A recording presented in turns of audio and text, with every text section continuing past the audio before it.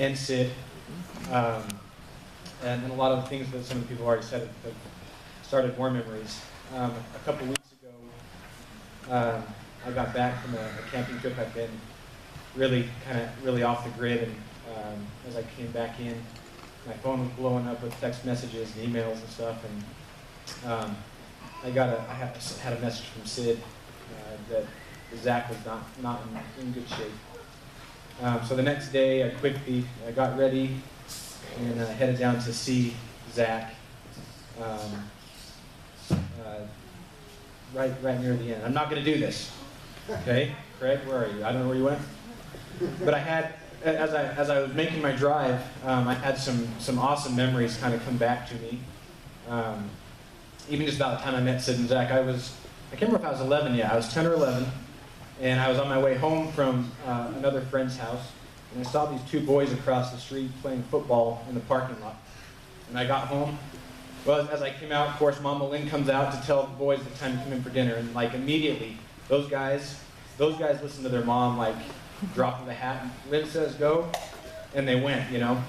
And so I got home and I asked my mom. I said, "Hey, there's these two kids playing over in the parking lot. You know who they are?" And she said, "I think it's." Remember, the Olivers had lived in the house before, years before. And she said, "I think it's family of the Olivers. They moved back in. They've got two boys." And so I was like, "It's kind of cool." So a few days later, we used to play football back behind the church that's across the street there, and it seemed like a huge field at the time. If I go back there now, I'm like, how did we ever play football on this thing? But I remember we stopped by Zach and Sid's house to have them come play football with us, come over, and that's kind of where friendship started with Zach and with Sid, and after that, things kind of just snowballed and grew from there. And I had a lot of good memories come back that way. But Zach and Sid and I, a few years later, if you guys don't know, you guys may not know, but Sid and Zach are actually very good bowlers. And they invited me to be on a bowling team with them one summer. Probably the worst mistake they ever made. But I was not a good bowler. But as I sit here and listen to Jenny tell about how Zach was coaching her and helping her on how she should be running her relays, Zach was my coach. Craig and Lynn were helping me, but Zach always made sure that I followed through properly, and he always told me to hit your forehead. Come up and just hit your forehead. Zach was always trying to get me to straighten out my ball, but so good memories there. One of the things we also did, and I don't know how so Sid and Zach, they always had big speakers in their basement. If you've been in their basement, we always had loud music going, and somehow, for some reason, when I would go over there, we weren't necessarily the country music type, but we'd always find country music to turn on. And so we liked to listen to Kenny Rogers, the Gambler. We listened to some George Strait from the movie Pure Country.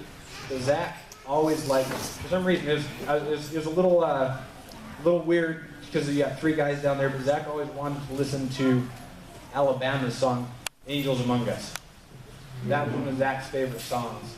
As we kind of got older, that was every time we did it, Zach would be like, "No, turn that on." We'd always had to listen to Angels Among Us. But I think one of the reasons, I think he actually did that at relays that I went to. He always made sure that song got played as well. But for me, as I knew Zach and was friends with Zach, I think Zach believed in Angels Among Us, but I think he also believed that he could be an angel. And I think that's why he got so involved in a lot of things that he did. He was always willing, even if it didn't always come off as nice as you might want it to, Zach wanted to help. Zach wanted to be an example, but the thing was, he was a worker. He didn't just say it, like he would actually go out and he would make that happen. And he would do things. And I think in that way, I always think of that song. Every time I hear that song, I think of Zach. But it's not just, hey, angels coming down from heaven. I think Zach believed that he could be an angel, and he worked towards that. And it's something I always admired in him. The other thing I appreciate with Zach is his loyalty. Zach was fiercely loyal as a friend. I think an important measure of a true friend is that you can be honest with each other.